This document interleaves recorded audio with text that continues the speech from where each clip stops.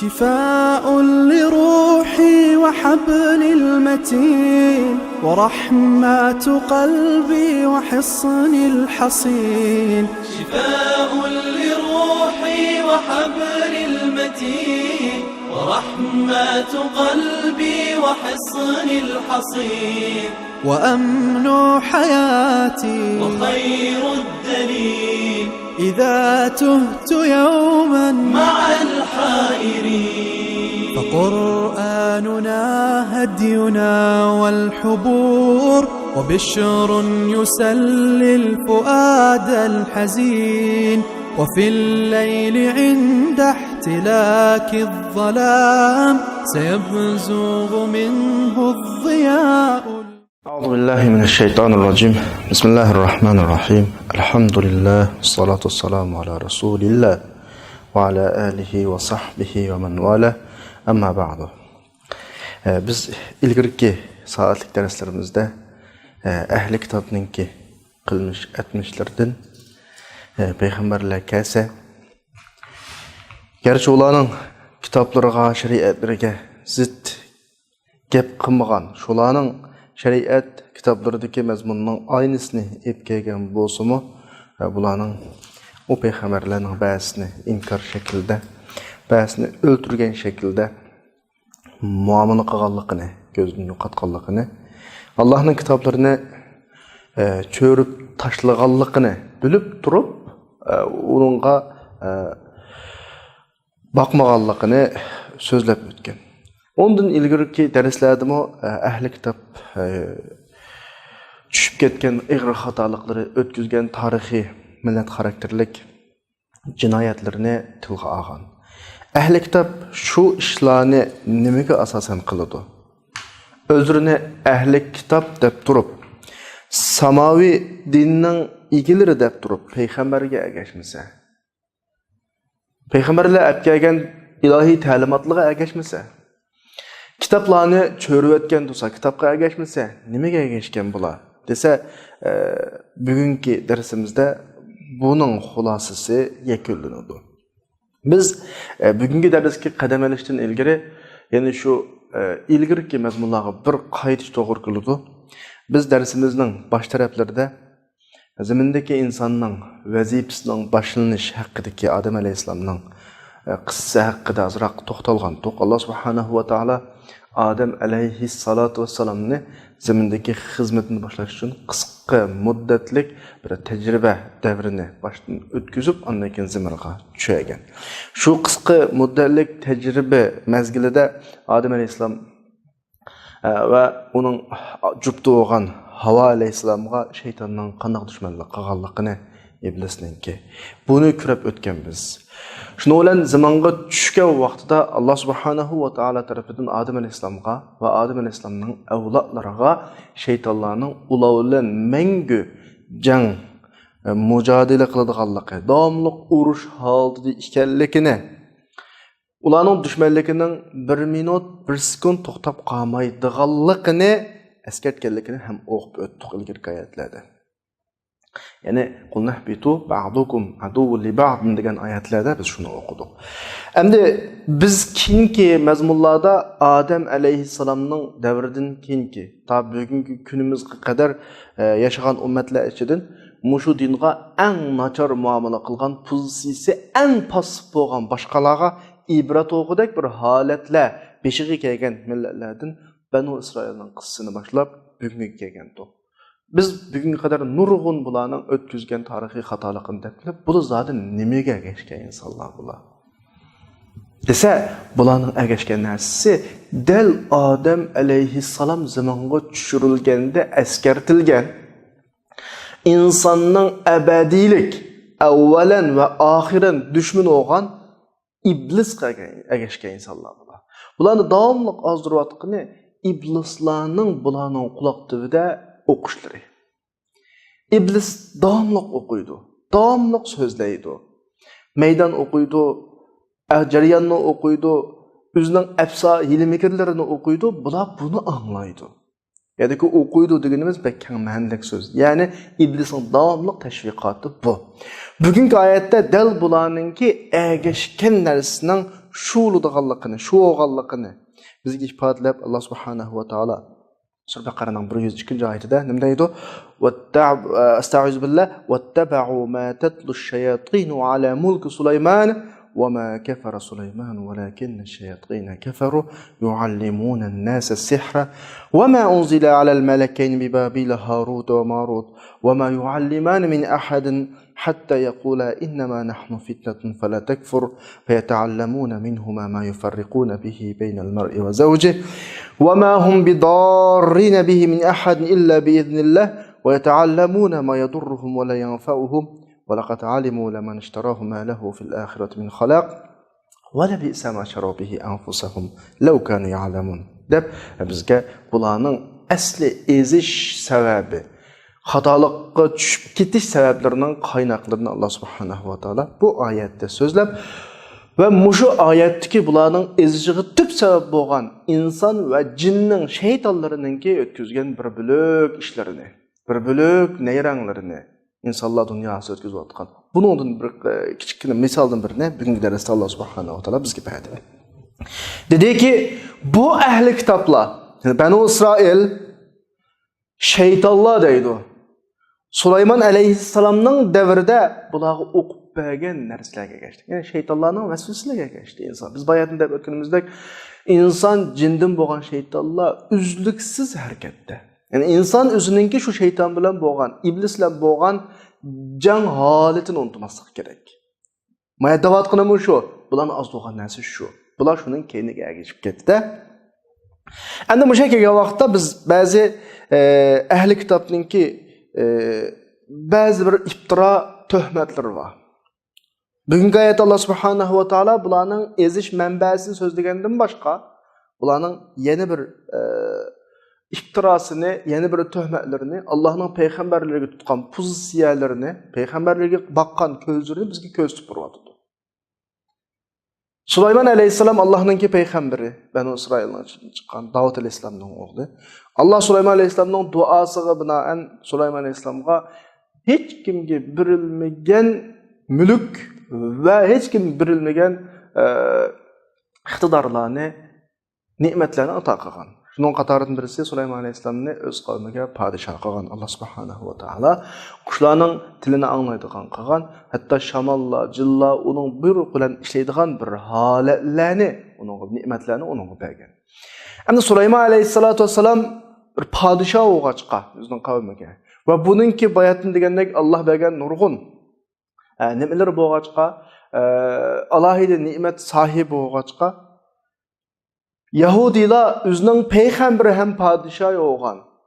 Muşu peygamberini nimdep töhmet kılgan sihirger. Yani Süleyman aleyhisselam özünün mülkini cin şayatullahının ki sihirgerlerinin sihriyle kılgan, başka kılgan. Şunca işlerini sihirgerlerinin sihirge tayinip, cin şeytanlığa tayinip kılgan degendek bir bölük töhmetlerini kılgan. Muşunun kartı Allah reddiye verip وَمَا كَفَرَ سُلَيْمَانَ Süleyman sihirle şoğullanıp kafir olmadı. Sihirle şoğullanırsa özü kafirlik.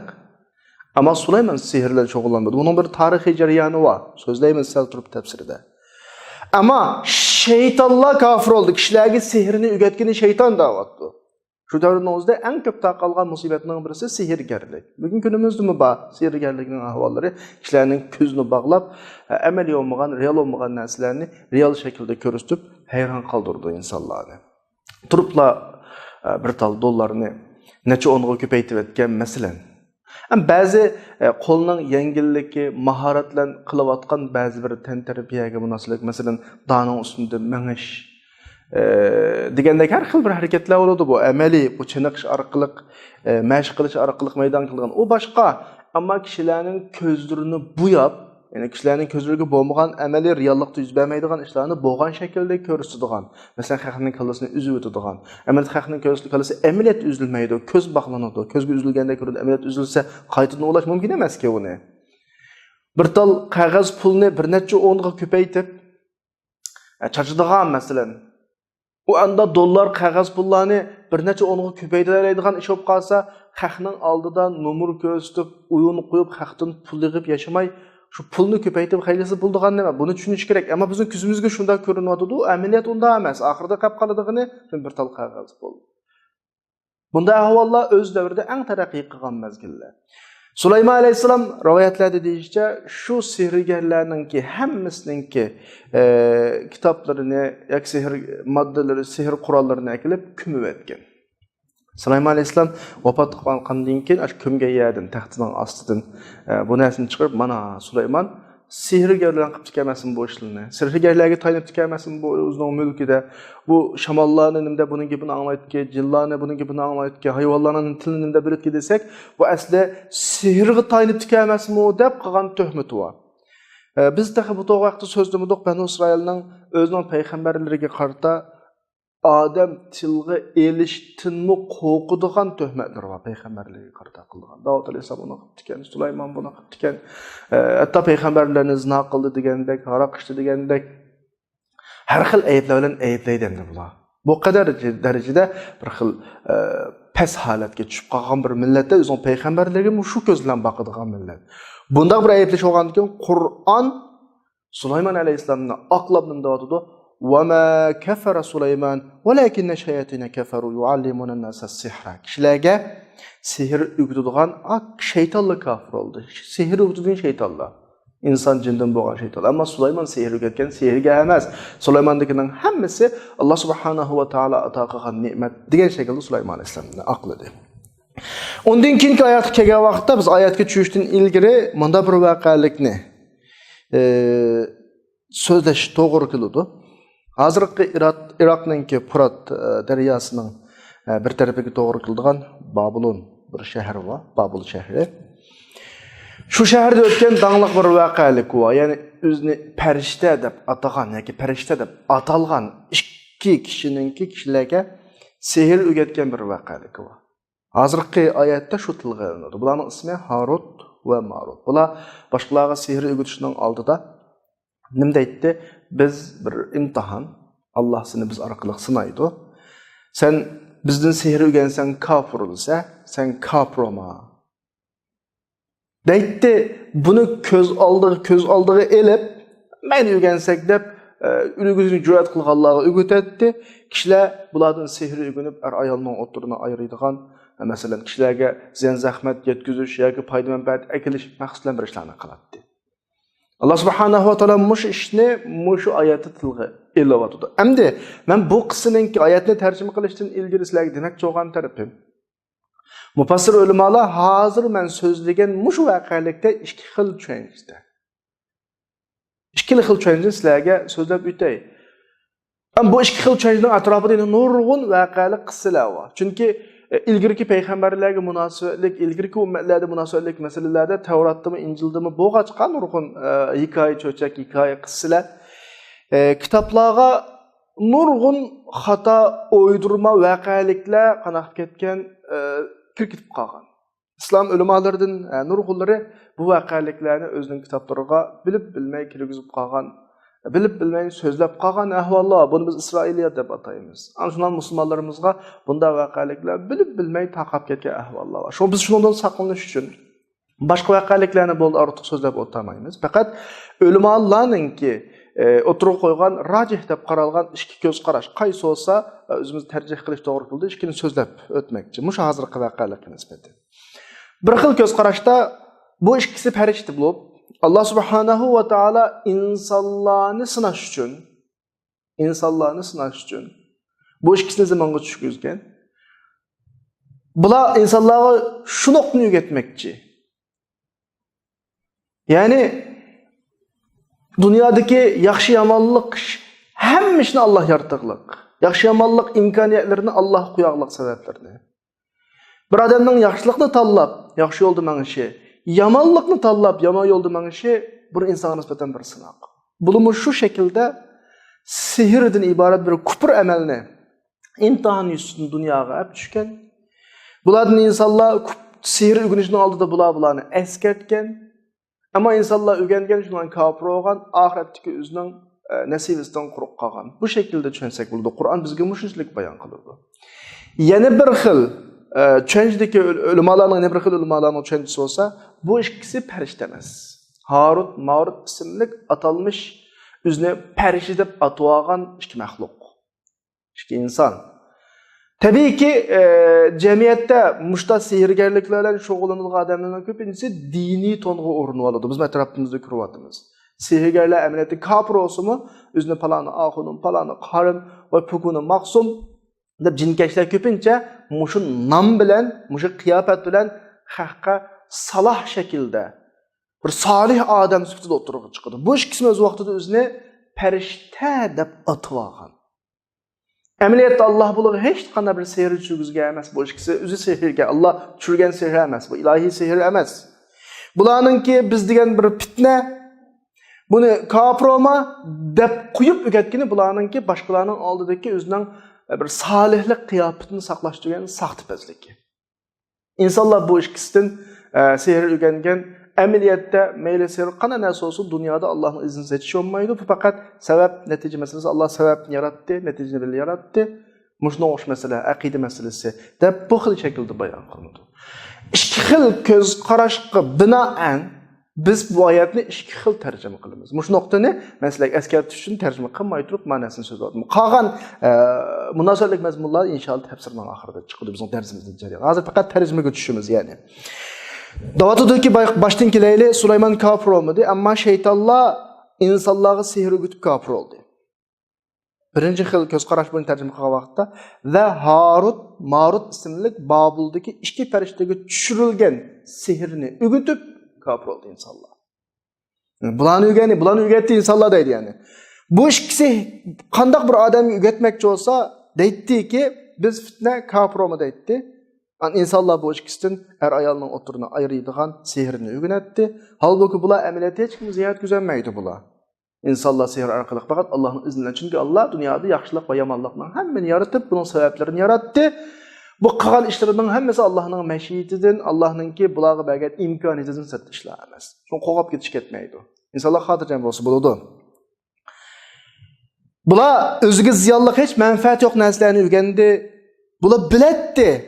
Bunu ügengen bu işini qılğan adamın ahirette nesibisinin yoqluğunu. Şunda bilip durup kıldı, bulanın neticesi intay yaman bir netice oldu. Vela bi'se ma şarav bihi anfusahum ki özlerine bika qıvatqan, özlerini halak kılıp qılğan bu işi intay yaman neticelik bir iş oldu. Lev kanu ya'lamun bu haqiqatini bilgen olsa. Bu bir xil tercüme oldu qarindaşlar. Yani bir xil çözü boyunca bu işi periştəfdə tercüme qıldık da. Yani bir xil çözüdə bu işi perişte emas, atalmış perişte namığı kirib alğan işkilarını kazzabdı demez mi? Bu xil çözü boyunca manda çözümüz yani. Süleyman kafir olmadı. Allah Süleyman'ın akıldı bu yerde. Ama kişilerki sihirini üretken şeytanlar kafir oldu. Dep olup tarixta onda Harut, Marut isimli Babıl'da iki perişteki Allah sihir düşe gelmez. وَمَا اُنْزِلَ degini bulusu cumulup sihir düşemegen Allah. Bu atalmış iki perişte emez bu ikisi. Allah sihirini düşe gelmez. Ama bu ikisi üzünü perişte şekilde körüstüp insanların etti. وَمَا يُعَلِّمَانُ مِنْ اَحَدٍ Biravga sihir ügetmekçi olsa, üzüne perişte köstüp, salah göz, yakşı köstüp, biz degen fitne, kafir olma dep, xaqnan aldı da, üzünün bir nahayeti perişte işkenlikini, Allah tarafından keltirilgen bir sınaq işkenlikini dava kılıp, üzünün ügütüvatkan neresinin ilahi neresi işkenlikini, ilahi ilham, ilahi sihir işkenlikini ilham, başkalarına vehmelendirip, xaqna qızıq durad. Şundan xaq onundan, buladın, ayalına oturun ayrıydığa mesela sihirini ügünetti, əmil bula hiç kim ziyarət güzənməydi. Həmmə iş Allah'ın izniyle buludu, hatırcan buluş gerek. İnsanlar özüge hiç qandaq əhmiyyət olmağan, ziyallıq nəsələrdə ügünetti. Bula bunu ügəngen, bu işini qığa adamlarının ahirette hiç nesibisi yoxluğunu biletti. Bula işte işinin haqiqatini tügünü bilgen bolsa, aqibətdə özünün yaman neticəyə qapqaldığanlığını bilgen bolsa, özünün ne kadar yaman aqibətli bir işlerini qığanlığını, üzünü şu arqılıq tügəş-tügəlligini bilətti bular. Maşta yani bizning bugungi darsimizda mana ikki xil tushunch, ikki xil tarjima bor. Yani shuni qara tushunsak bo'ladi. Har holda har ikki xil tushunchida Allohning demakcho'g'ini haqiqat degan bir butun bo'ladi. Şeytanlar, meyli insan, cin olan şeytanlar olsun, qay şeytan bo'lsa şeytanlar davomli harakatda. İnsanların davomli xarakteri o'ziga ziyonli qo'ygan narsani davomli qiladi. Mohiyatni tushunmay qiladi. Qarmoqqa foydaliqdek. Mesela birovga kelip ben sana sihri öğütüp koyay, uçuşunu öğütüp koyay, yoki tağdan sakrab ölmeyi sakrashni öğütüp koyay, haqning ko'zini bog'lashni öğütüp koyay, ana mani amroq qilish, mani anaga o'ch qilishni öğütüp koyay desa, qiziqishi mumkin. Başkalarının aldıda $1 $10 köpeyişini öğütüp koyay desa, qiziqishi mumkin.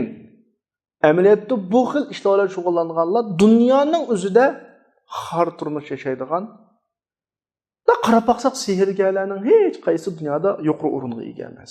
Bir davlatning raisi bo'lmoqlik ular, bir jamiyatning boshlig'i bo'lmoqlik, ya iqtisodiy jihatdan ko'tarilib yashagan insonlar sihirgarlar. Atrofga qarab baxsaq bo'ladi. Bizning yurtlardami palani chiroqchi, pokuni jinkash, palani kahin deydigan insonlar bor, jamiyatdagi eng namrat, eng past yashaydigan insonlar.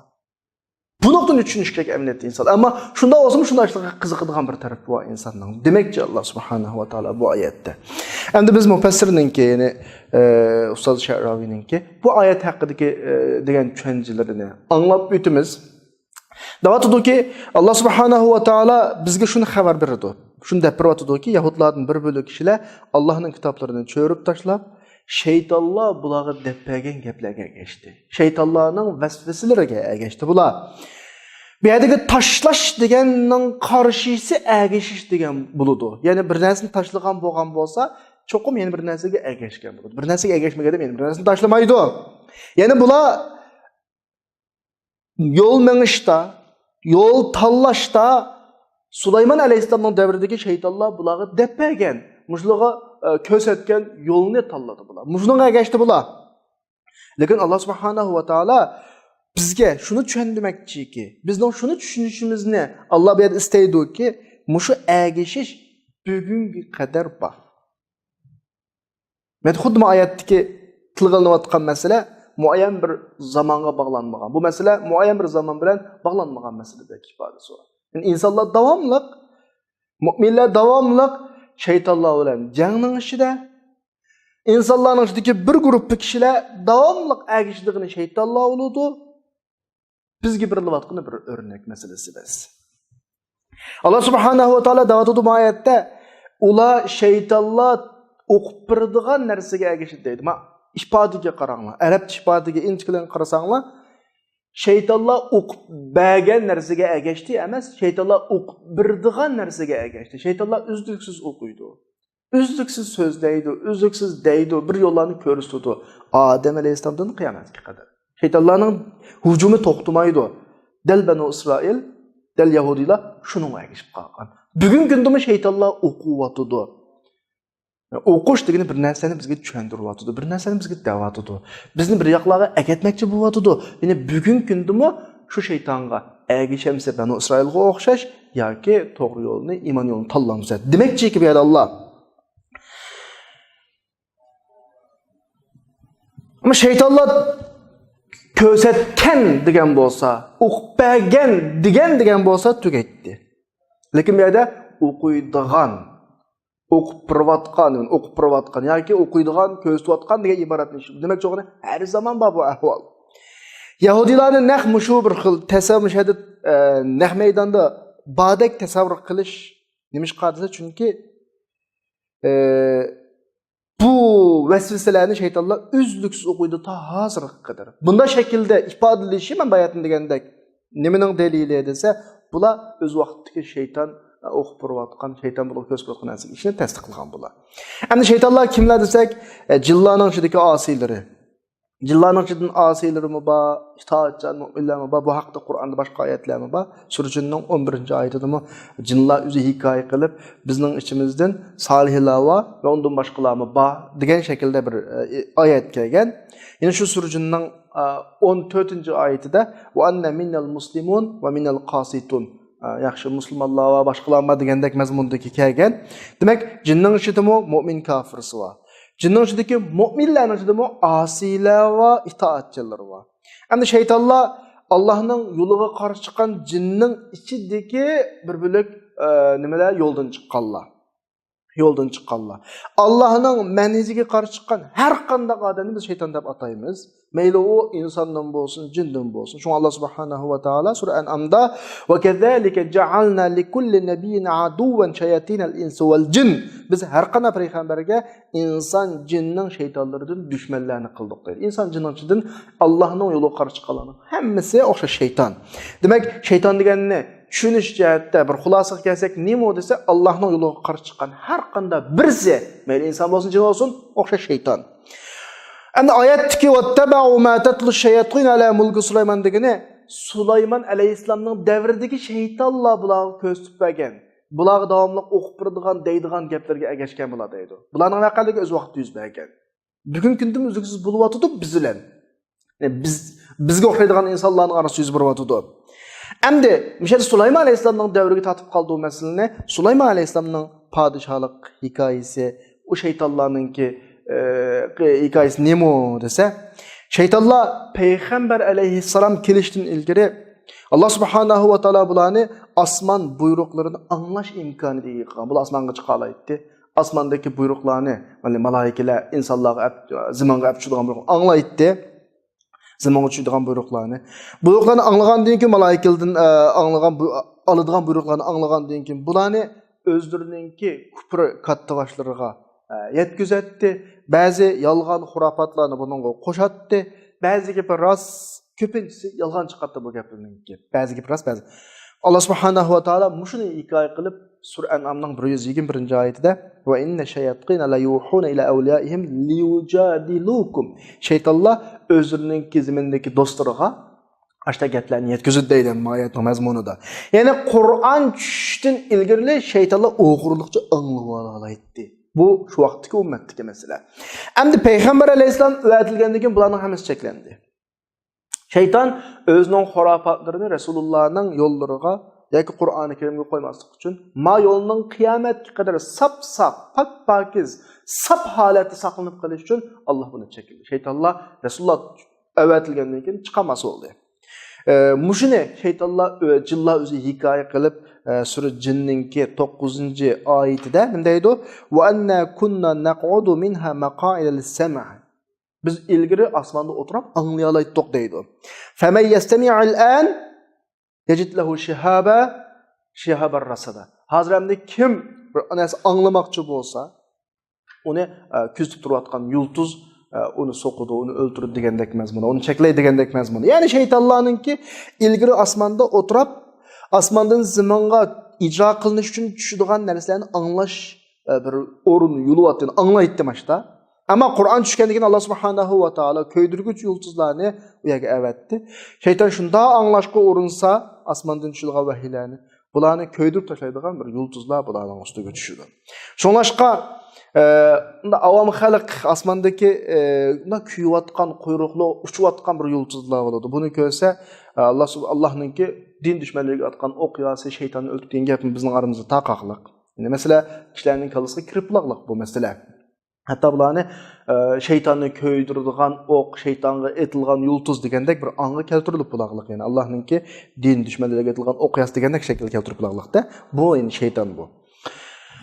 Sura Jinninki 8-oyatida Allah subhanahu wa ta'ala jinlarni hikoya qilib va anna lamasna as-samaa fa wajadnaha muliat harasan shadida. Biz hozir ham osmonga qarasak, osmon yani osmonga bir chiqib baqsaq demak ekan jinlar. Bunun qo'g'dug'uchilar tarafidan qo'g'dilib tushib ketganligini ko'rdik deydi. Yani o'tkir yulduzlar, köydürgücü yulduzlar va qo'g'dug'uchi farishtalar demakchi bu yerda.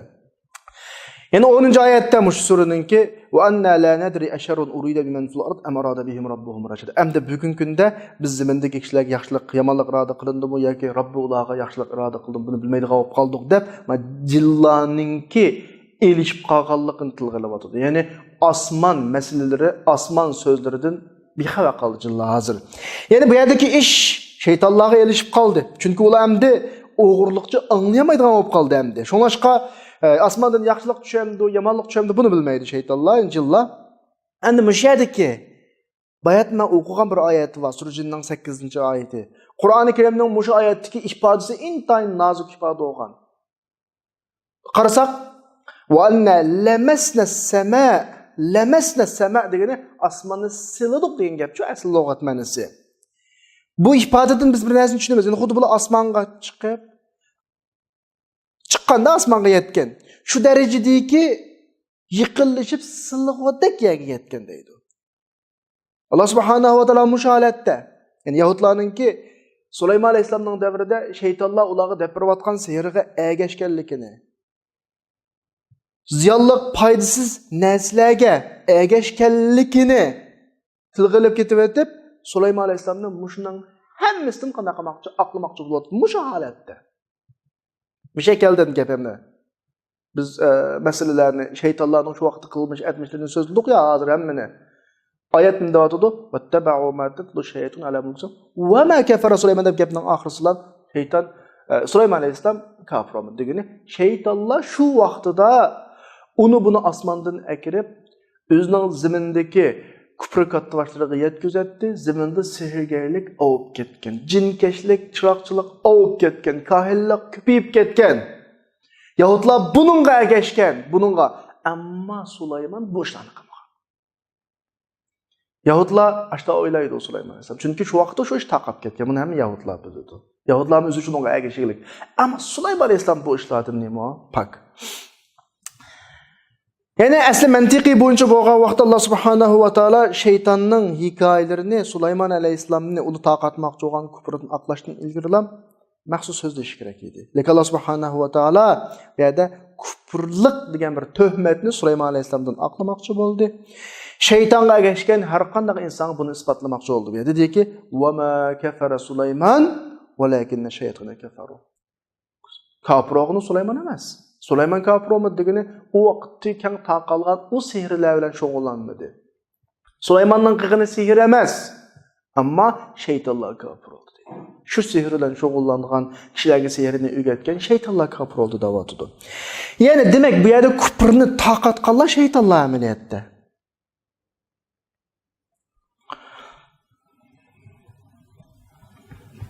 Ya'ni shaytonning bu yerdagi kafir bo'lishi qanday kafir bo'lish hamda bu? Özünün ergeş küçülerini nima bilan azdudu bula? Yoki azdugan qaysi ishlarga kafir oldu bula desa, Alloh subhanahu va taolo deyotdi: "Valakinna shaytona kafaru yuallimuna an-nasa as-sihra." Bular kishilarga sehrni o'rgatish orqali kafir oldu. Bu o'rgatib kafir oldu.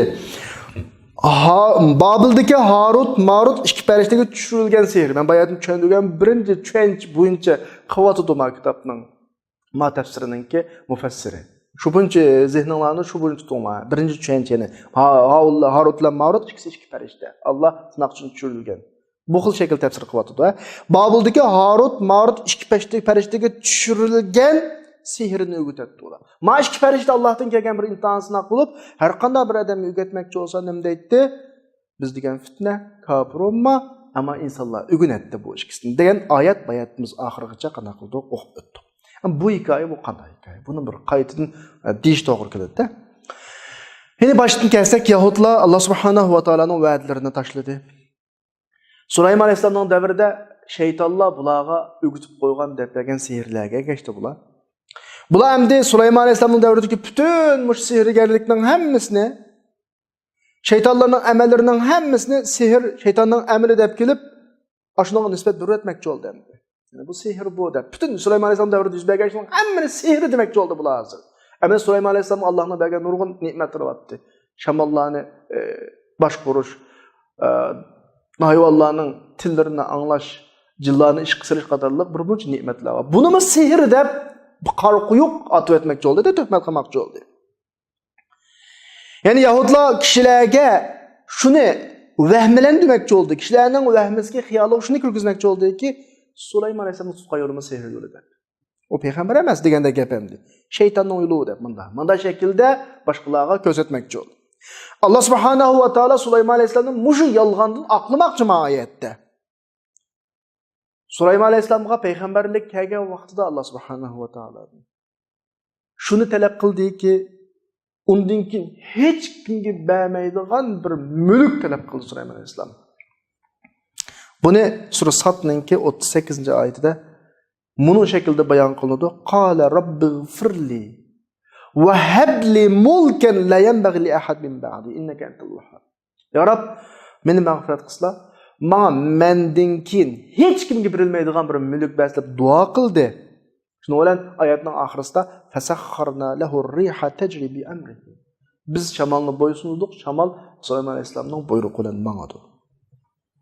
Va shayatina kullu bannayn va g'avvas deb shaytonning har turli shaytonlarni hammani biz buni bo'ysundik. O'sha imoratlarni saladigan, nima ishni qilsa qila oladigan. Va axirina muqarr. Demak, ma oyatda Sulaymon alayhisolamga har turli ne'matlarni zimindagi insonlarni bilan podsho bo'lish emas, jin hatta hayvonlar qadar shamol buni buyruq bilan mangadigan darajada mulkni, hech kimga berilmagan mulkni Sulaymon alayhisolamga berdi. Yani Sulaymon alayhisolam inson, jin, Allohning va boshqa mahluqotlarning hammasini boshqara oladigan bir podshohlik Sulaymon alayhisolamga berildi. Shamol, qush, undan boshqa. Endi Sulaymon alayhisolam ush podshohlikni qo'lga olgan vaqtida shaytonlar zaminni ko'pirga toshqizib o'tgan sehr va sehrning kitoblari bilan. Sulaymon alayhisolam bütün sehr kitoblarining hammani elib, ba'zi rivoyatlar deyilishicha o'zining taxtining ostiga ko'mib o'tgan. Sulaymon alayhisolam o'lib ketgan vaqtda shaytonlar shu kitob, sehr kitoblari yushirilgan joyini tepib olib, buni chiqarib xalqning orasiga taqatgan. Sonra shuni bilan kishilarning ichidagi yahudlarning olim o'limalari, ma kitoblar sehr kitoblari Sulaymon asli inson jinni mush kitoblar bilan kontrol qilib ekan emasmi? Mush kitoblar Sulaymon tutgan yo'li ekan emasmi? Deb mush gapni kishilar orasida taqatgan. Yani u payg'ambar emas degandek kishilarga bu sehrgar degandek taqatganda Sulaymon alayhisolamni. Alloh subhanahu va taolo ma oyatda Sulaymon alayhisolamni mush tuhmatdan kishilarni sehr bilan boshqardi, kufrlikni taqatdi degan bu tuhmatdan Sulaymon alayhisolamni aqlamoqchi. Dediki, "Va ma kafara Sulaymon." Kafir o'g'ini Sulaymon emas, ammo kafir o'g'ini kim desa, haqqi sehrgarlik etgan shaytonlar. Avli kafir asli Sulaymon alayhisolam emas. Ana olsa sehr degan nima? Sehr nega chiqib qoldi u bugungi darsda? Sehr degan nima desa, sehr asli lug'at ma'noda biz Uyg'ur tilida sahar deb qo'yamiz. Shu so'zdan chiqqan so'z kechining oxirgi vaqtida tong atdigan vaqtni sahar. Masalan, bizning sahar deganga bag'o, saharda, saharda atdigan degandek masalan atdigani shu tong atganning oldidagi vaqtlarni saharlik deb qo'yamiz. Shu tong atishdan ilgari yegan Ramazondagi sohorligimizmi, sohorlik deb qo'yamiz. Asli sahara degan so'zdan chiqqan so'z asli bu, ya'ni quyosh otgan dastlabki vaqtini, tong atgan quyosh otgan deb. Tong atgan dastlabki vaqtni sahara deb qo'yamiz. Sehr degan so'zning arabchadagi yiltizi mushadan chiqarilgan. Yani sözünün asli münasibetlik tarafiga qarasak, tang atqulu tuğan. Bir tarafı yoruq, bir tarafı qarang'u. Qarang'uning ichidan yoruq chiqqan, yoruqning ichida qarang'u va bir xil qarang'ulik bilan yoruqlik aralashgan bir vaqtni sahara deydik. Sahar deydik. Ma sehr degan bu nima desa, har narsa iniq emas. Arilishib ketgan. Qarasa oqdak, ko'kdak bir narsa o'zgarayotgan, hali aning kallasida kesayotgan, hali qog'oz pullarni necha o'rniga ko'paytirayotgan bir xil masalalar arilishib ketgan bir xil ish o'g'achqa insonga nisbatan bir ishlarni yuz bergandek xiyol qildirdi, amaliyot yuz bermaglik. Ya'ni bunda bir ish o'g'achqa mush munosabat bilan shu ishqa sehr degan so'z ishlatiladi. Amaliyot sehr ikki ishning ustida ikki ishga asoslanadi. Birisi ko'zni bog'lash, ko'zni sehr qilish. Amaliyotda yuz bermagan ishni yuz bergandek ko'rsatdi bu ko'zni bog'lab. Ammo aşı ish unda olmaydi. O narsalarning xarakteri o'zgarmaydi. Masalan, bizning ko'zimizga qog'oz pulni 10 mingga ko'paytirayotgandek mana shu qilib ko'rsatdi, bir pul 10 olmaqliq. Lekin bizning ko'zimizga shunday ko'rinadi. Bir pul 10 olmaqliq bizning ko'zimizga ko'rsak ba'zi narsaning kallasini bo'g'izlab o'tgandek, ikkiga parchalab o'tgandek ko'rsatdi. Amaliyotda adam bo'g'izlanmoqliq, ikkiga parchalanmoqliq, kallasi uzilmaganlik bizning ko'zimizga ashtar ko'rinadi. Shunga Qur'oni Karimning sura A'rofda 116-oyatda sehrgarlarning xarakterini tilga olib, saharu a'yunan nas, bular kishilarning ko'zlarini bog'laydi, sehrlaydi deyapti. Wastarhabuhum wa ja'u bi sihrin azim. Bularni qo'rqitdi deb mushtabir sehrgarlarni sifatlaydi. Demak, bu yerni xulosalasak, sehrlangan odamning ko'zini kontrol qiladi. Amaliy bo'lmagan narsani, real bo'lmagan narsani ashunga amaliydak, realda ko'z tush uchun. Haliqi bo'layotadiganligi ma Arapçada tanvim maqnatasi deb qo'ydi. Gipnoz deb qo'yamiz Uyg'urchada. Başqalarını oxultuş arqılıq onunğa emas nərsəni şu xil xiyal qıldırış, təsəvvür qıldırış, onu başqa adam deb, məsələn, Əhməd emas adamını Əhməd deb, Məhəmməd emas Məhəmməd deb, onu sən falanı pukunu deb, başqa adam deb tuyğuzub, nimdə şuna qıldırdığan bir halətlər oldu o, şuna oxşayan bir işlamdı. Yəni sihirlənən adamın küzü sahirinin iradəsinə boysundu o vaxtda. O nemini körüstümən desə, nemini anıltımən desə, şunda oludağın gəp.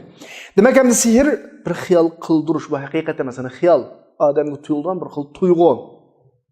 Allah subhanahu insan aştarıb Allah'ı məxluq hem de, insan aştarıb bir tuyğuladı buludu məsələn. İnsan da təbir bilənməydiğən, çöndürənməydiğən tahazı qədər bəzi bir əhvallar var. İnsan eşimi oxşamaydiğən bir məxluq.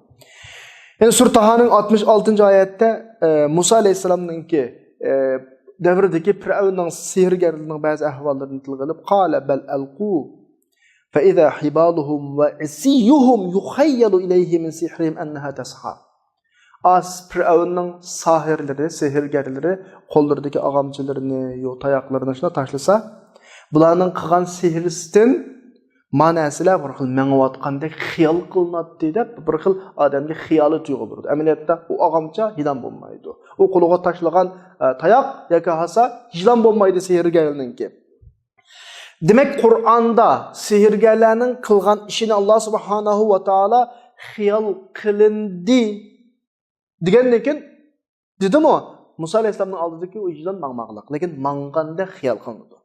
Demek sihir degan bir xiyal o. Xiyal qıldırış yani. Hem sirinin xiyal ekanligiga delil ne bu delil? Musa aleyhisselam bilan Firavun'un sahirlerini oturup yüz bergen eleki qarşılık. Sahir sihirge kişilerin küzünü bağlaydı, kişilerin küzünü sihir kılıdı. Ama üzünün küzünü başkalar sihir kılmaydı. Sahirinin küzü sihir kılınmaydı da. Hem de sahirler şu vakit sihirgerler geldi. Musa aleyhisselam geldi. Sur Taha'nın 65-66. ayetlerde ayetten oku ayetimiz. Qalu ya Musa imma en tulqiye ve imma en nekun evvele men elqa. Ama sihirgerler ya sen taşla ya biz taşlayalım dedi. Musa aleyhisselam sil taşlayalım dedi. Sonra sihirgerler özünün tayaklarını, hasırlarını, ağamcılığını taşlagandan keyin Musa aleyhisselam'a sihir qılğanlıqdan bir xil mangan, yılandek bir xil küründemdi, xiyal qılındı da. Yani o ağamcı tayaqlarını taşlagandan keyin işte balanın hemmesiga məngvatqan yılandek kürendemdi o. Ama sihirgerlerinin üzüge yılandek kürendemdi kürendemdi yok. Çünkü üzü qıvatqa işlağı. Başqalar kürendemler üzü kürenmeydi de. Çünkü başqalar az sihirgerlerin küzünü vaqtda sihir qılmadı. Sihirgerler başqalarının küzünü sihir qılgan bolsa mı? Başqalığı sihir qılıp küzünü bağlagan bolsa mı? Sihirgerlerin, Firavun'un sihirgerlerinin üzünün küzünü hiç kim bağlamadı vaqt. Hiç kim sihir qılmadı. Şoňlaşqa bunun taşlagan näsleri ma üzünün küzde. Üzünün taşlagan üzünün küzde davamlıq ağamça yaga tayaq. Hasa. Üzünün qıqayışı üzgü onda kürenmeydi de. Amma Musa aleyhisselam şunda taşladı. Allah'ın buyruğu bilen. Yani Sur Taha'nın 70. ayeti, bayatın ayetinin ahirisi. Ve elqi ma fi yeminika telqaf ma sana'u innama sana'u kaydu sahir ve la yuflihu as-sahiru haythu ata fa ulqiya as-saharatu sujjadan qalu amanna bi rabbi Harun ve Musa. Allah Musa aleyhisselam'a taşla Hasan'ı. Ulanın qılgan işlerini hamini yeydi bu dep Musa aleyhisselam'a buyruq qıldı. Musa aleyhisselam şunda hasını taşladı. Musa aleyhisselamның hasının əməli yılanğa özgərgenini kürəp, sihirgerlərinin həmmisi seydə qıldı.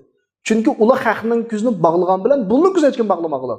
Bula əməli ayadı hasının yılanğa özgərgenini körgəndən ki, Allah nem dedi bula? Amenna bi rabbi Harun ve Musa. Biz Harun ve Musa'nın Rabbine iman etdik. Dərhal secdəyə düşdü. Çünkü üzünün qılğanlarının nimiş ikənligini, bilidu xarakterini, Musa aleyhisselam'dan kuldun yüz bergen maaşının ki sihir emasligini hem bildi bular. Mana meyde sihirinin karakteri aydınlaşdı bir şekilde vaqtda. Bunu nima uchun secde qiladi bu sihirgerler? Çünkü Mağol'un ağamça taşlığa, yegi taşlagan tayak hasılları helhen küzüde ağamça tayak hasa özgürmeklik. Başqalarının küzüde sihirlengen közlerde yıclandek tuyğu vergen bilen. Çünkü bulanın küzüne hiç kim bağlamadı, hiç kim sihir qılmadı. Ama Musa aleyhisselam şunda hasını taşladı. Hakiki yılanğa özgərdi. Bunun sihir emas ekanligini, Allah'tan kelgan mo'jiza ekanligini şu vaqt tunib yetdi bular. Nimaga? Çünki sihir degan şeyini özgörtmeydi. Şeyinin tabiatini, karakterini özgörtmeydi. Bular bu yerda shuni jazm qilinganki, Musa alayhisolamning asisi amaliy jilanga o'zgartlik. Ama sihir şeyini özgörtmeydi, ko'zni bog'laydi shu. Lekin Mavlning og'amchisi tashlagan hosilleri hel ham hasib etdi. Gerçi o kishilarga jilanga o'zgargandek xiyol qildirilib tuyulgan bo'lsin, lekin Mavlning ko'zida hel ham o og'amcha, hel ham o asa. Ama Musa alayhisolamning haqiqiy jilanga o'zgartdi-da. Şundan Mavla anın sihri emas ekanligini aniq jazm qildi. Buning mo'jiz ekanligini jazm qildi. Darrul sajdaga yetib iymon etdi bular. Demak, xulosalasak gapimizni sihir degan bir xiyol qildirish deganlik bo'ladi. Sihir qilg'uchi bir narsani o'z haqiqati bilan ko'gashga qo'rqmaydi. Masalan, yilonga o'zgarsin tutaveradi. Chunki yilon emas uning nazarida u. Ammo sihir qilinganlar bular shu narsa xuddi o'zgargandek tuyuladigan, ko'ziga shunday ko'radigan odamni sehr qilinganlar bo'ladi. Shuningcha, mush ahvolning hammani biladigan bo'lg'achqa sehrga sajda qildi. Chunki ular shuni bildiki, Musa alayhisolamning mo'jizasi sehr emas, insonning taqisini sirt ishmovi ekanligini bildi bular. Demak, sehr degan nima bo'lsa, insonga bir xil tuyg'uga akilish insonni, bir xil narsalarni ko'ziga ko'rsatish, xiyol qildirish. Shaytonlarning hamda har qanday bir shaklga kirib shakllanish iqtidori bor. Allohning bulug'i bergan. Biz şeytanın asli suratini ko'rmaymiz. Ama şeytan shunda bir suratga kirsa, ya'ni bir suratga kirmasa şeytanlar inson suratiga kiralaydi, hayvon suratiga kiralaydi desak, shunda suratga kirsa, biz uni moddiy bizning ko'zimiz ko'radigan bir suratda ko'ralaymiz. Ama masalan, inson suratiga kirsa insondek ko'ramiz, hayvon suratiga kirsa hayvondek ko'ramiz, ama ma holatda mushu suratning qonuniyati, mushu o'zgargan, ya'ni boshqa nimaga o'zgarsa shu narsaning qonuniyati uni boshqara oladi. Mesela insan normalde ok atsa insanga ölüdü ya, cinga ok atsak ölmeydi. Ama cin yani şeytan insanga özgergen vaxtıda, şu suratga kirgan vaxtıda ok atsak ölüdü demek. Mesela cin insanga özgerse bunun ok atsa ölüdü.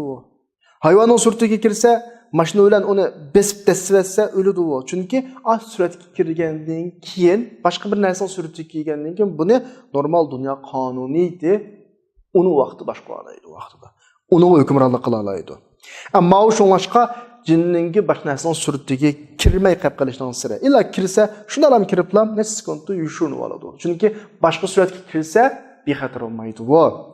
Nimishqa? Chunki u bu xil shaklda ko'rib qolgan odamning uni o'ldirib o'tishdan ansiraydi. Bo'libmi? Ma shaklga kirgandan keyin, boshqa suratga o'zgargandan keyin bu qonuniyat, dunyodagi biz yashayotgan qonuniyat u vaqtda uni kontrol qila oladi. Yani cilla, şeytanlar biz yaşayotgan dünya kanuniyetinden halkaga bir mahluk. Allah onu aşta urlaştırgan. Bu bir gayb iş. Ama xuddi bizdeki suratga kirib qolganning yoki boshqa hayvonning suratiga kirgandan keyin la uni dunyo qonuniyati normal kontrol qila oladi. Xuddi bizga o'qasi o'lgunimizdek yo'ldagi ketayotgan kichik mushuk yoki har qanday bir hayvonni mashinadan birisi dassa ulab qolgandek shaklga kelgandan keyin shu holatga keladi, o'ladi yani. Shunga payg'ambar alayhisolatu vasallamga shayton inson suratiga kelgan vaqtida shayton bir Rasululloh bilan paranglashgan bir yoki Rasulullohni ko'rgan bir rivoyatlar bor. Shu hadisda Rasululloh nima deydi? Men ma shaytonni majinni masjidning to'riklariga bog'lab Madinadagi kichik bolalar bir ko'ngil osmonligi tomosha qilsinligi dedim. Qaranglar, normalda shaytonni bog'lab olmaydi. Jinni bog'liq olmaydi. Ama Rasululloh odam suratiga kelgan vaqtida davom etmoq gapni. Chunki Rasululloh bilan kurashda emasmi? Ben masjidning to'rikiga bog'lab qo'yay dedim. Ammo qarindishim Sulaymonninki, "Ya Rob, mendan keyin hech kim bermaydigan bir mulkni menga bersin" degan duoini aslab qilib tashladim deydi. Bunda bir hadislar var, şu mazmundagi hadislar. Yani Allah subhanahu va taolaning bir rahmati şeytan shunda bir shaklga kirsam, buni bu dunyoning qonuniyati kontrol qilaydigan bo'lish. Unda olmaganda uni bizning shaklimizga kirib yoki inson shakliga kirib, yine bu dunyoning qonuniyatiga bo'ysunmaydigan shop qolsa, bizni qo'rqitib, bizning hayotimizni nimaga aylantirsa, do'zaxga, yana bir xil qalaymaqon qilib tutadi bizning hayotimizni. Shuni ular o'zining olamida yashaydi, bizning olamimizga kelinmaydi. Shunda bizning olamimizga kelib, bizning ko'zimizga ko'rinadigan holatga keldimi, mush dunyodagi xuddi sizlar biz Ahmad Mahmad bilan muomala qilganga o'xshash muomala qo'rqmay usoq bo'ladi. Masalan deyli, Unda olgandan keyin bular bu noktadan bizning dunyoyimizga kelmaydi, bizning dunyoyimizni qalaymakan qilmaydi, bizning dunyosi yashaydi. Allah subhanahu va taolo ma dunyoni ma'lum tangfonlik ustiga qilgan, hech kimni tajovuz qilmaslik uchun. Ya'ni buna deganlik, masalan biz bir kanitda bizda hech qanday qurol yo'q, hech qasimizda. Bu vaqtida bir tangfonlik bor.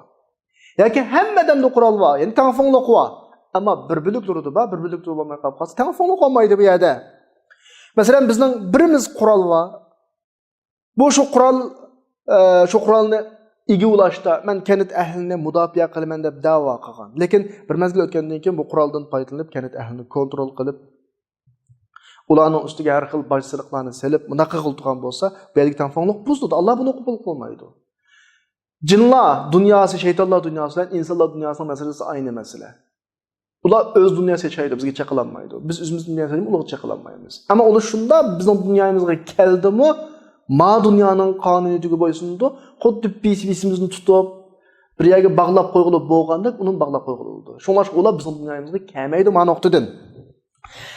Ana sehrgarlik avlaning dunyosidan ekilingan bir qonuniyat. Bunda bir sehr ma biz yashayotgan dunyoning tangfonlik buzilishiga olib boradi. Tangfonligining buzilib ketadi o'sha ekansak. Chunki sehrga insondan yuqori bir kuch-quvvatlan foydalanadi, ya'ni şey bo'lsin shayton. Insondan boshqa turdagi ma'lum bir turininki kuchidan foydalanadi sehrga. Bilimiz hamda shayton o'tdan yaratilgan, harakati tez, boshqa shakllarga kira oladi. Har xil narsa, u boshqa bir qonuniyat yashaydigan bir maxluq asli. Sehrgarlar kimdan foydalanadi? Sehrgar insondan sirt yana bir dunyoga tava bo'lgan, yana bir olamga tava bo'lgan bir kuchdan foydalanadi. İnsan bilan o'xshamaydi uning xarakteri. Ham inson shunda o'g'inaman deb o'gingan vaqtida, masalan, jinni qanday kontrol qilishni, shaytonni qanday kontrol qilishni o'rgansa, buni men dunyoga yaxshilik qilaman, yaxshilik taqitiman deb qilishni da'vo qilish mumkin, amaliyat emas. Chunki bu uni haddidan eshiqqa olib boradi. Shunga qiziqtirib qoladi insonning xarakteri bu. İnsanda boshqulda yo'q kuch bo'lgandan aksi insonda yana bir xiyollarmi paydo bo'lishga boshlaydi. O haddidan eşidi o. Tarixda o'tgan nurg'un misollar bor buni. Insonga qachonki butun dunyoni kontrol qila oladigan bir kuch berilgandan aksi inson haddidan oshidi.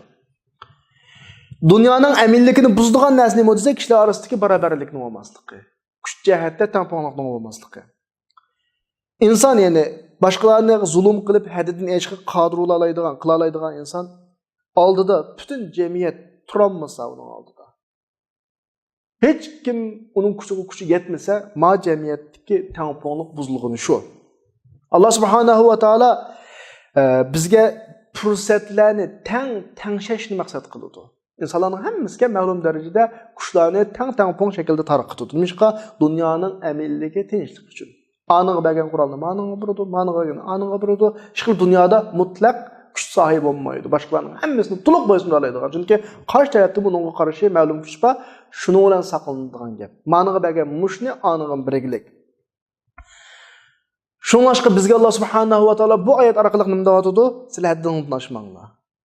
Haddingizni eshitib shaytondan foydalanmanglar. Mazminning amilligi buzilib ketmasin deyotdi bu oyat orqali. Endi Alloh subhanahu va taolaning hikmati koinotda her maxluqning o'zining amaliy ahvoli bilan mag'rurlanib ketmaydigan bir holatni saqlaydigan bir ishlarni qo'ygan Alloh subhanahu va taolo. Hech kim o'zining kuchidan mag'rurlanmaydi dunyo. Chunki uning kuchini bosadigan yana bir kuch bor dunyoda davomli. Men har qancha bir yerdan eshib ketay, meni bosadigan yana bir kuch bor. Men o'zimni bilmasdim o'lan. Yani hech kimni ziminda men eng yuqori o'rinda deb o'ziga eng yuqorilikni birdigan, qo'lga keltiradigan, o'ylab qoladigan bir holatni Alloh yo'l qo'ymaydi. Ma inson berilgan imkoniyat doirasi bu. Dal iblisning jinoyatimi o'z vaqtida. Nima desa Odam alayhisolamga sajda qilish niyat qilishdan. Men degan ana xayrun min xalaqtani min nar va xalaqtahu min tin. Men undan yaxshi. Men o'tdan yaratdim, onlaydan yaratdim deb o'zining ustunligini talab qilib, o'zining ustun o'rnini qo'yganlik tufaylidan bu atgan ahvol. Ya'ni shaytonning mush vaqtda o'tkazgan jinoyati Odam alayhisolamga sajda qilish niyat qilishda yaratilish turini o'tirg'ich qoldi. Onun yaratılış türü lay. Mening yaratılış türüm nima? Ot. Şunun bilan özünün qalbiga kibirlik kirib asi oldu. Şeytanning bu aqibati bu. Şunlaşqa Allah subhanahu wa taala insonlarga dunyo qonuniyatlardan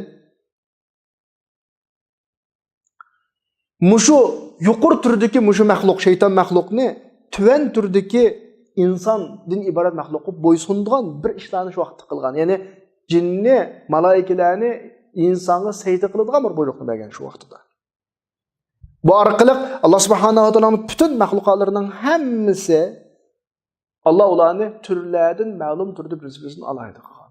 Sen yaratılışda insan yaratilgan layığa qaraganda sen otdan yaratilgan bo'lg'achqa o'zingni bir daraja yuqori ko'rsangmi, ammo insonda senda yo'q alohidliklar bor. Bu yüzden hammasi Allohning nazarida barobar. Hech qanday maxluqdan mutlaq ustunlik bo'lmaydi. Sajda qilar ananga. Degandek sajda qilishga buyurgan shu vaqtida. Endi bu alohidliklar, jindagi o alohidlik, shaytonlardagi, insondagi bu alohidliklar hech qaysi o'zining irodasidan bo'lgan narsa emas. O'ziga xos alohidlik emas, ammo Alloh shunday xalq urunlashtirgan bir ahvollar. Bo'lgandan keyin hech kim hadini oshmaslik kerak. Na inson, na jin.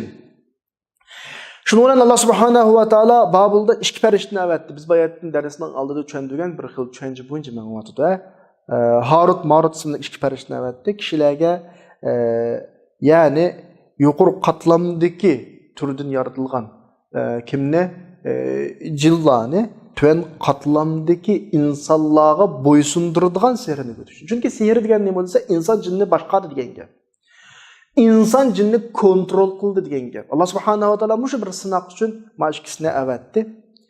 Oyatda mudavvatida va ma kafara Sulayman walakinna ash-shayatin kafaru yuallimuna an-nasa as-sihra wa ma unzila 'ala al-malakayn bi Babila Harut wa Marut wa ma yualliman min ahadin hatta yaqula innama nahnu fitnatun fala takfur. Yani Allah subhanahu va taolo ikki farishtani Harut Marutni kishilarga sehr o'rgatishni avatdi. Asl sehr o'rgatishning o'zi xato, o'rganishning o'zi. Çünkü bu seyri ögünüş normal tanfonlukni buzduğan narsa. Ama Allah müşahede insanlara şunda bir ders vermekçi, ya ularni sınamakçı. Allah xalqan şekilde xalqanı boysundurup bireleydi demekçi yani. İnsan, cin normalde insandan gözü görmediğin bir dünyada yaşadığın məxluq olsun ama insanğa onu boysundurup bireleydi demek. Lakin insandan o kuşdan faydalanıp hadidin eşi tek hata. Demek bunun hemisi bir imtihan sınav, ibret. Yani bu iki Perişte hakkında nurgun hikayeler bayatın degandek Tevrat, İncillardan ilingan, nurgun hurafat, nurgun yalgan, yavudaqqa tolgan hikayeler var. Ama biz bunun da şu Kur'an'da tilga ilingan nes dairesinden çıkıp ketmegen, ayette tilga ilingan emeli vakalik dairesinden çıkıp ketmegen asasında manamız o yalgan, yavudaq hikayeleri köpünüzge kirmeyimiz. Ama Allah subhanahu wa ta'ala iki periştini kişilerge seyir güçsün evet digellikten özü sihir degende insan cilladın, şeytanlardan paylandıgan bir pen işkellikке iniq çıkıdı yani. Yani bir adam sihirgarlik qildi degan gap, jindan paydalanıp bir ish qildi degan gap. Deyildi ki malaikalar Adem alayhissalomning yaratilishi haqida bir degan gapi bor. Biz darsning 5-da deb o'tdik buni. Allah subhanahu va taolo men zaminda odam yaratmoqchi degan vaqtida nima dedi malaikalar? Ataj'alu fiha ma yufsidu fiha wa yasfiku ad-dima wa nahnu nusabbihu bihamdika wa nuqaddisu lak. Hey bu zaminda buni buzg'unchilik qilib qon to'kadigan bu maxluqni yaratamiz Allah. Biz o'zligi hamda aytib muqaddas etgan bir o'zlarining maxluqlari tusak. Şu vaqtda Allah subhanahu va taolo malaikalardan ikki farishtani zaminga tushishni tanlashni talab qildi. Qani nima ish qilib baqsin? Sizlar insonlar shunday deysizlar. Farishtalarga shunday qilib baqsin, qani bir kurab baqinglar degan shaklda Harut Marutni tanladi. Bular zaminga tushgan vaqtida bu ishkalarni bir ayol ozdadi. Bu ikkisi cho'ng jinoyatlarni qildi. Deb bir qissalar bor. Anglamamagan, ha? Bu xil şekildeki qissalar ba'zi tafsirlarda bo'lsa-mu, men uchuq deb qo'yay kitobda degilik to'g'ri emas. Gerçi tafsir kitobda bo'lsa to'g'ri emas. Bu xil shekildagi qissalar asosan manbasi İsrailiyat chiqib qoladi. Ya'ni Tevrat, İncilga tutishib qoladi buning manbasi. Ko'pinchisi xurofat, asosi yo'q gaplar. Chunki malaikalar ularning yaratilish qonuniyati bo'yicha Alloh asliq qilmaydi. Malaikalarni Alloh asliq qilmaydigan qilib yaratgan. Bu bir. Ikkinchidan Allah tarafından teklif kılınan her kandak bir buyruk, her kandak bir vazifini to'liq ado qiladigan komil iymoni bor bularninki. Bu bir. Endi mashq farishtaga kelsak, biz bayatdagi hikoyani bir yolg'on hikoya sifatida sizlarga eskartma sifatida deb berdik. Ammo mashq farishtaga kelsak, bu ishki farishta faqat kishilarga sehr o'gitishga taklif qiladigan shu. Sehrning o'gitilishi bir sinoq. Bu ishki farishta Allohning buyrug'ini lam qildi bas. Va sehr fitna bo'lib kufrga olib boradiganligini eskartishga buyurildi Alloh taolo tomonidan. Chunki bu ishkisi o'gatdi deb qo'ydi. Bu bir fitna. Buni o'rgansang kofir bo'lsa, buni o'rganma deb turib o'gatdi-da. Bu ayna qildi. Vazifasi tugadi bu farishtaning. Agar biz bu ishkisini farishta deb qaraganimizda, ani fitna degan bir imtihon sinoq. Shunga Allah subhanahu va taolo mushlarni tasvirlab va ma yualliman min ahad. Bular har qanday bir odam o'gatmoqchi bo'lsa nima deydi? Innama nahnu fitnatun fala takfur. Biz fitna kofir bo'lma deydi. Ammo insonlar bulardan ayolning o'tirini ayiradigan sehrlarni o'rganadi. Amaliyotda bu sehr orqali boshqalarga ziyon selish uningga xos berilgan alohidlik emas. Alloh dunyoda nurg'un sabablarni va buning natijalarini yaratgan. Hammasi Allohning mashiati bilan bo'ladi ahvollar. Insonlar bundan sehr o'rganib ketibdi desa, Allohning bu bizning ishimizni tugay. Ya unda o'ylamosin. Hamma Allohning izni bilan bo'ladi. Hech kim Allohning iznisiz hech kimga ziyon yetkazmaydi. Demak, mashki farishta kishilarni bular o'gitayotgan sehrning kufrga olib boradigan fitna ekanligidan ogohlantirdi. Uning faqat yomonlik qilib asqitadiganligidan ogohlantirdi. Ayolning o'tirisini ayiradigan ishqa yaraydiganligini ogohlantirdi. Ammo buning zarari Allohning iznidan, ya'ni Alloh bergan imkoniyatda bo'ladi. Qanaqdir ma koinotda Allohning xohishidan irodasidan sir kuch bo'lmaydi. Qanaqdir bir odam sira o'rganib ketdi degan gap, hamma ishni qila oladi. Yo'q, bir doira va Alloh qo'ygan. Shu doirada bo'ladi.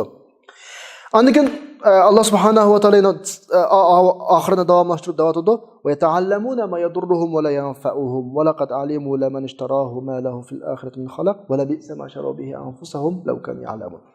Ya'ni Allah bizga xabar berib davatadi, sehrning ziyonli manfaati ekanligini davatadi.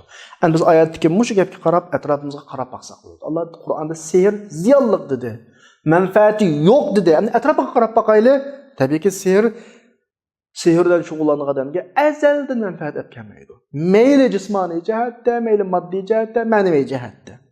Sehrdan shug'ullangan odamning ko'pinchisi o'zining rizqini boshqalarga tayandigan, boshqa insonlarga tayandiganligini ko'rasiz. Demak, sehrgarlikdan shug'ullangan odamlar boshqalardan tuvan, boshqalar bo'ldan yuqori. Davomli buning gele boshqalarning yanchiqiga. Hargiz bu odam sehr o'rgangandan keyin jiq-jiq naslini topsuldi, jiq pulini topsuldi, dunyoda rahat yashaysuldi. Ama bularning ahvoli intayin nachar. Davomliq ozduradigan adamiz deydi sehrga. Yani onunga bir narsalarni qilib pul olish uchun hamdi. Mushta adamiz deydi. Sehr bilan shug'ullangan odamning chiroy shaklining normal emas ekanligini, hayotining turmushining normal emas ekanligini, bolalarining igizpas chiqib qolganligini ko'ramiz. Sehrgarning hammasining oilasi ashta parakatda. Buni qarab baqsanglar bo'ladi. O'zinglar yashagan jamiyatda biz vatanda ancha muncha aytdik. Darsning başida dedim, palani jinkash pukuni rambal pukuni kahin deb. Bunda adamlarning chiroy shaklimi o'zgarib ketadi. Balavoqlarimi bir qanday hamdi. Ailasi ham muqimmas, turmushi ham muqimmas, iqtisodiy ahvolda jamiyatning eng tuvan tabaqasiga odamlar bo'ladi ko'pincha. Sehr bilan shug'ullangan ko'pincha odamlar hech narsasi yo'q, paqirlik qilganligi aniq. Köpünçe bulağa, yani bulağa saqaymas keseller tügüdü bulağa. Ahir hayatıda haqqa ibret olup ülüp gidadigan adamlar bu. Çünkü Kur'an dedi ki sehr ziyonliq, faydası yok dedi. Demek sehr ziyandan başka, kambag'allikdan başka ve ahir hayatda Allah'ın lanetidan başka hiç nima yaramaydı, hiç nima akamaydi sehr. Sehr bilan shug'ullangan adam kafir feti o'ladi, oxiratda dozaqdan boshqasi bo'lmaydi buningga. Şunlaşqa Mavla o'ziga tanlagan bu ish agar haqiqatni bilgan bo'lsa, eng nachar ishdi. Wala bi'sa ma sharu bihi anfusahum. Bular eng nachar ishni tanladi o'ziga. Eng o'tib ketgan nachar ishni, dunyo va oxiratga nachar ishni tanladi bular. Chunki bu orqali zarardan boshqa narsaga erishim, zarardan boshqa narsa olmadi bular. Kishilarning o'tirisini ayirishdan boshqasini qilmadi bular. Amaliyotda hech kim ziyon sololmaydi bular Allohning iznidan boshqa. Alloh izni qilgan doirada bo'ldi hamma ish. Agar haqiqiy ziyon sola oladigan bo'lib qolsa, sehrgarlar Dünyada öğretişkilik nurgun devletler var, öğretsin bu mesela. Nurgun mal dünya egeleri var, şunu bir taraf kılıp mal dünyaların evası olmam da sihir eken mesela. Allah subhanahu ve ta'ala'nın hikmeti sihir dünyanın imtihan, sınak, bala, musibetlerden buluşunu talep kılgan iken, Allah'ın hikmeti şu oğa iken, Allah subhanahu ve ta'ala sihir bilen şugullanılgan, sihir bilen şugullanılgan her kan adamı kafir etkin kılıvar. Çünkü bunun tigi zarar. Akıbeti musibet bunun. Şuna sihirgerlikle şugullanılgan her kan adam şeksiz kafir. Şuna başka insan sihir ügünüşkü olmaydı. Sihir hakkında okuş olmaydı. Belki o sihirini öğrengen vaqtida "Voy men buni orqali yaxshi ishlarga ishiltiman" deyishi mumkin, lekin u yomon ishga ishildi. Chunki Alloh uni zarar dedi uni. Xuddi ma sihirgarlar shu qana foydalanadigan jillar va ko'pincha vaqtda sihirgarning o'ziga qarshi chiqadi. Ko'p hollarda. Yuqoridagidan boshqa. Yani şu sihirgarning o'ziga o'zining qilganishining vabolini tetdi. O'zi foydalangan jillar oxirisi buni bo'g'di yani. Yani buning ballarga oxirisi musibat bo'ladi bu sihir. O'zi dastlabda undan foydalanib, buni qilgan sihirgarlarning o'ziga ash foydalangan jillar qarshi chiqadi. Qur'oni Karimda dedi-ya: "Va annahu kana rijalun minal ins ya'uduna bi rijalin minal jin fazaduhum rahaqa." Jillardan foydalangan insonlarning qilgan ishlarning vabali o'ziga qaytadiganligini Sura Jinninki 6-oyatida Alloh subhanahu va taolo tilga oladi. Ya'ni jindan foydalangan insonga shu jinning o'zi qarshi chiqadi. Ashdanning o'ziga turli azoblarni tetib qo'ydi. Demak Alloh subhanahu va taolo bu oyatda bizga Sulaymon alayhisalomning davrida taqalgan sihir ishlarininki insonlar tarafidan shu vaqtda kan qo'llanilganligi, Allohning Sulaymon alayhisalomga bergan o ne'mat, o mulk, o podshohlikka sehr bilan aloqasining yo'qligi, sehr insonlarning haddidan eshishiningki bir ko'rinishi, bu nuqtani bizga bayon qilib berdi. Inshaalloh darsimizning oxirisini davomlashtiramiz. Bugun bu yerda to'xtaymiz. Va axiru da'vana alhamdulillahi robbil alamin.